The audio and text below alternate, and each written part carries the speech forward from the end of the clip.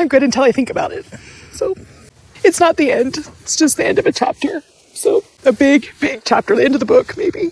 All of a sudden, my whole world looks different. Yeah, like I don't think any of us know what goes on now. We're just going to have to make it up. There's no pattern. There's no rules. There's no guidelines. It's whatever we want it to be. So when Christine leaves, Janelle's over there being all stoic. Like, no big deal. I'm totally fine. But we all know what's going on behind those eyes. Because let's face it, we've all seen the ugly cry. And those eye tears? Yeah, they can shatter a heart faster than a toddler throwing a tantrum in a store. Janelle's heart? Definitely broken. No doubt. Honestly, I think Janelle was probably the only one who actually wanted to be in a plural family. She wasn't raised in the cult like Mary and Christine. She actively chose this life.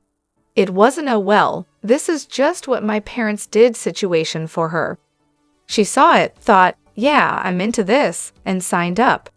Meanwhile, Mary and Christine just did what they were told. And Robyn? Oh, she's not just one of the wives. She wants to be the head honcho. Big surprise there. But back to that emotional scene. Janelle's usual no-nonsense vibe is so strong, you almost forget she's human. The camera crew had to practically chase her down to catch that raw, vulnerable moment. You could see how hard it was for her to admit just how much Christine really meant to her, especially as she's walking out the door. I mean, how do you process the fact that the one person who truly gets you is leaving? She honestly seemed like she cried more for Christine than for Kody. I mean, can we really blame her? Totally understandable. We've got so much to dive into today, so let's not waste any time. Let's jump straight into it. Hey everyone, what's up? It's Elena here, and welcome back to my channel Reality Nexus X. Okay, so I just rewatched last week's episode, and the first time I was too focused on Kody talking about faking it. Or sorry, performing, gag. But on the second rewatch, the truth hit me like a freight train. Remember when Mary said that Kody doesn't feel or consider himself married to me? And then Robyn, in the most dramatic whisper possible, says, "That's not true," speaking for Kody. She continues, saying that she and Kody disagree.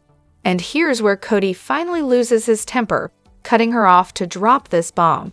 "And this is the agreement you required of me in order to get married. This agreement that I gave you. Our sacred covenant was that if I'm ever not in love with you, I won't just sit here in a pathetic place with you. You made me promise that." Boom. That is 100% proof that Robyn knew exactly what was going on with Kody and the original 3 wives before they even got married. There is absolutely no reason for her to have him promise this sacred covenant, unless she already knew he was in a pathetic place with the OG3. Robyn just doesn't want Kody to admit, on camera, that the past 18 seasons have basically been one big performance on his part. But the truth is, she's been in the know from the start, and this agreement gave her the green light to start poisoning the family dynamics. She can't pretend otherwise anymore. Also, can we talk about the audacity of Kody? Imagine him pulling Robyn aside during their courtship, pouring his heart out about how he got into polygamy to please his dad, how he's just doing his duty by the women he married, and then, of course, how it's completely different with Robyn. Sure, buddy, completely different, except for the part where you left Mary in a pathetic place for the last 8 years. Unreal, and don't even get me started on the moderator. Seriously, how is she not asking the real questions? Why isn't she grilling Kody about the financial mess he and Robyn are in now that they lost the 3 wives propping up their lifestyle? Let's talk about Janelle, who contributed her hard-earned money to that $1 million homestead and has nothing in her name. This whole Robyn's fake tears and Kody's lies thing is getting old. We need Kody to take responsibility for the garbage way he's treated his wives and children. They keep recycling the same tired drama over and over again, and it's beyond frustrating. Oh, and here's the kicker. Even if Robyn didn't know exactly what was going on, it's not unheard of in polygamy for a wife to be put out to pasture. You know, where they withhold time, affection, attention, and even resources from a wife when she's no longer in favor. I wouldn't be surprised if Robyn had seen that kind of thing happen in her own life. Oh, Robyn, always ready with a "you're not in the right headspace" when it suits her. Let's just take a moment to wonder what Kody was actually about to say before she cut him off, shall we? I'm willing to bet my paycheck he was about to make some half-baked, self-serving statement, because when has he not? The man genuinely thinks the land is his to do with as he pleases, and in his mind, Meri deserves less just because she only has one child. That little jab about her not sharing resources, infuriating. Meri's been forgotten and left behind since Liam graduated and moved out. We saw how involved she was when the kids were younger, but no one remembers that now, do they? Moving to Vegas was the nail in the coffin, but maybe that was the plan all along. I'm dying to know what Kody was about to say. Robyn sure made it clear that the land she considers hers, the one she already got hundreds of thousands of dollars for the down payment on her $1 million home with, plus 4 acres, is just for her kids. Meri's property, on the other hand, is only for Leon, who, I might add, isn't even involved in this mess. Meri gave up her Vegas equity to help Robyn buy her fancy house and doesn't have any other assets to fall back on. Meanwhile, Janelle's left with a measly 4 acres to divide between her 6 kids, also losing her Vegas equity and having nothing else to her name. What was Kody going to add to this? Another grand plan for how he can make more money off the property, or maybe a brilliant scheme to disinherit his children with Christine. Who knows? Maybe Suki will ask the right questions during the tell-all. Fingers crossed, but honestly, Kody and Robyn, they're trash. Straight up greedy, grifting, garbage humans. It honestly feels like Kody was about to say something like his land isn't for all the kids. He's all about loyalty these days, right?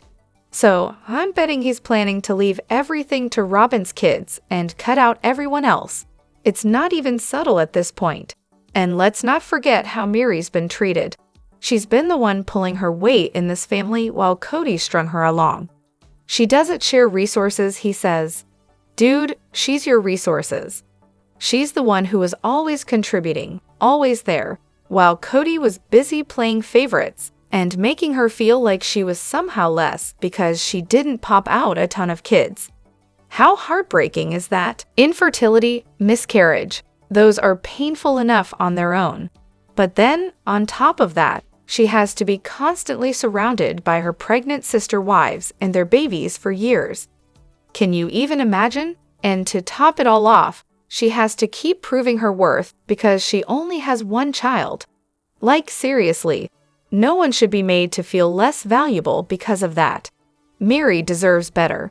She's been a constant, giving everything she could while being sidelined by Kody and Robyn's constant greed. It's just gross. This scenario seems like a typical situation in the polygamous community, doesn't it? I can almost picture it. The wives gradually become sidelined as the kids grow up, and eventually, the husband just settles into retirement with his favorite wife, leaving the others to quietly fade into the background. Not that they're officially cast aside or anything, but there's definitely a sense of abandonment as they become estranged from one another. Some of the wives keep it civil, some don't. Classic dynamics, right? It's fascinating, in a sad way, to think about how many of these plural marriages truly survive once the kids leave the nest and the whole family gets older. My guess? Not many. Then there's Christine's mom, who's on camera talking about how she risked eternal damnation just to escape the clutches of polygamy. Talk about a dramatic exit. Kody's own mom chimes in, admitting she deliberately made Janelle's mom's life hell out of pure jealousy. Janelle's mom. She sums it up succinctly. It was hell. I guess misery really does love company. Now, Bonnie, Meri's mom, well, I had no idea she was the last of her sister wives standing.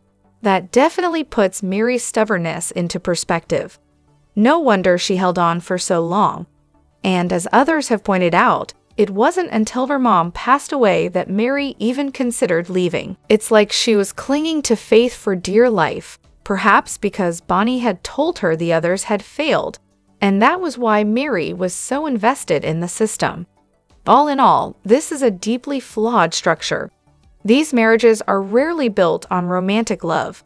They're more about multiplying and perpetuating the system. Favorites are a given, and older women, well, they get put out to pasture, metaphorically speaking. It's all too predictable. And then there's Kody, with his charming plenty of marriages are like that comment when Christine pointed out the lack of intimacy between them. Clearly, he's seen it before in polygamous marriages, where one wife is just kind of left to deal with the fallout. Good for Christine for moving on. As for Janelle, though, I think she may have accepted it. But what really got to her was how Kody treated her kids. Priorities, right? Wow, Kody pass? Kody's plan to keep a plot for the family is absolutely shocking. Most of your children won't even talk to you, Kody. So who exactly is this family for? It's so obvious he wants it to be for Robyn's kids, not anyone else's. The financial manipulation here is unreal. They've hidden money in art and jewelry, and both their names are even on Christine's lot. This is beyond outrageous. I really hope Mary and Janelle wake up and take action, armed with solid evidence of what they've contributed to the family fund. This whole thing is just a blatant power grab. And for the family? Please, it was always meant to be in Kody's name, right? Just another way to screw over the other wives and keep the lion's share for himself. If the ex-wives ever contest this in court, I wouldn't want to be the judge having to unravel this mess. No way. I think Mary nailed it when she said, I understand. I understand exactly what he's saying, because family now means Kody and Robyn, and that's it. Kody thinks he's entitled to keep everything from all the marriages just because he's the man. In his mind, that's the way it's supposed to be, according to a religion he barely even believes in. The worst part? Christine, Mary, and Janelle are probably just going to walk away. They're so done with Kody and Robyn that they won't fight for a damn thing. They got totally screwed, and Kody and Robyn made sure of it. They've manipulated everything so the wives have no legal standing. It's like they played a chess game with the wives' money, and now it's so entangled that it'll take expensive forensic accountants to untangle it. Kody and Robyn have somehow trapped the wives into legal positions where they have no claim, and now they're at the mercy of Kody and Robyn's generosity when it comes to dividing the assets. Spoiler alert, that generosity isn't happening. Now it all makes sense. That whole "the sacrifices I made to love you" line is no longer just a random dramatic outburst. It's an understatement of the highest order. Turns out, Kody never really loved the other wives. They were just part of his religious duty.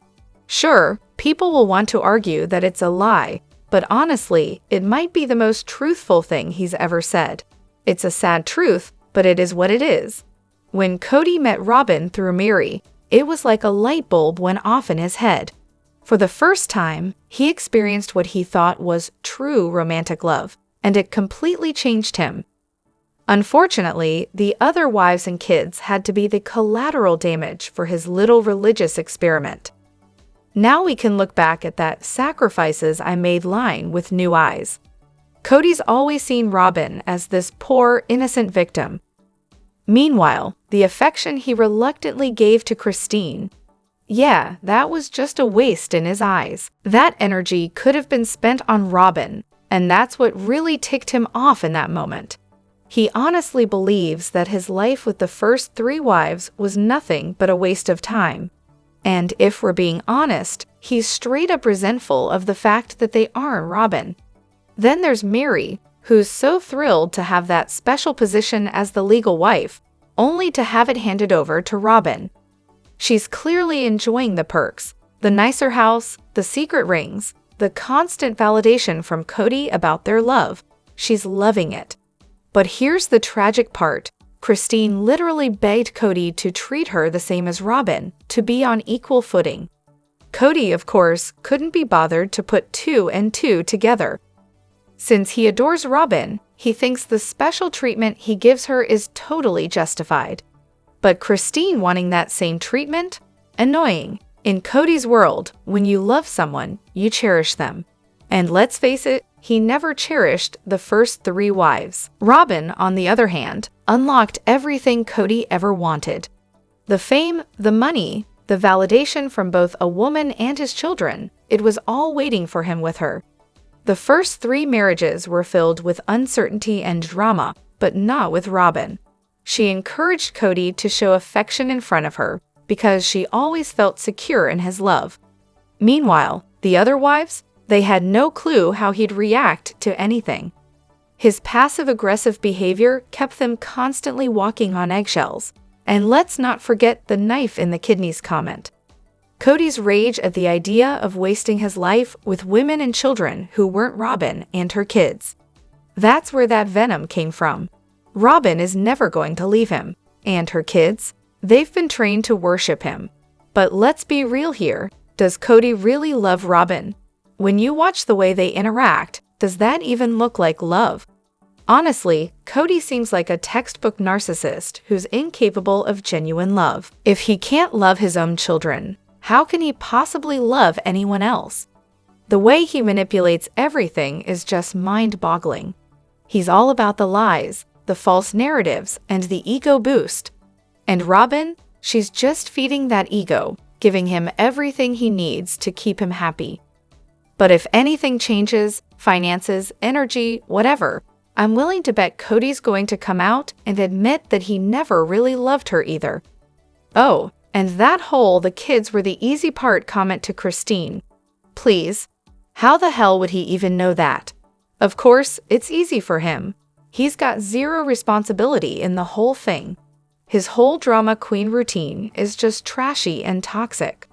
Was the cistern just another impulsive purchase?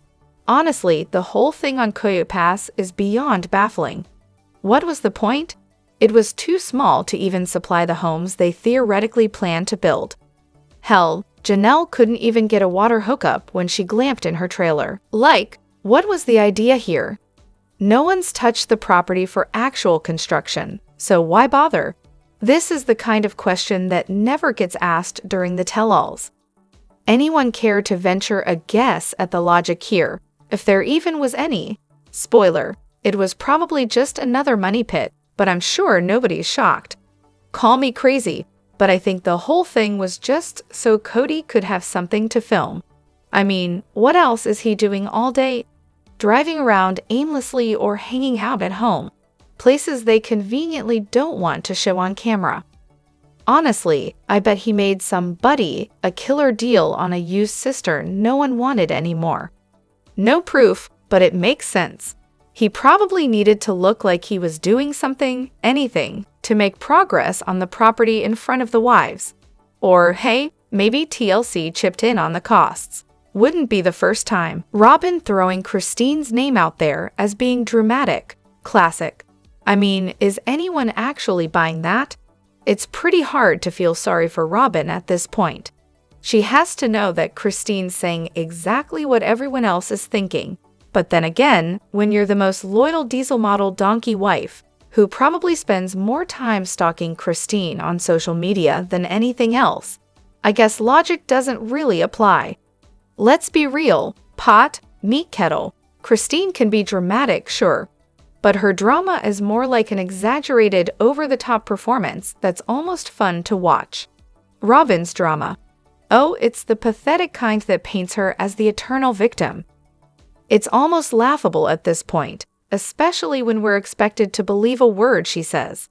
I mean, how many times have we heard her whine? I don't understand. Make up your mind, Robyn. Which is it?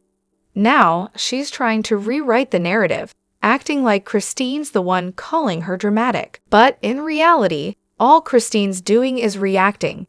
Real reactions to all the years of petty meanness from Robyn. And honestly, that's just total BS. It's painfully obvious that Kody and Robyn are working overtime this season to turn Christine into the villain. Nice try though. Let me know what you think in the comments. Don't forget to hit that like button and subscribe to my channel. I'll see you in the next video. Take care and much love to you all.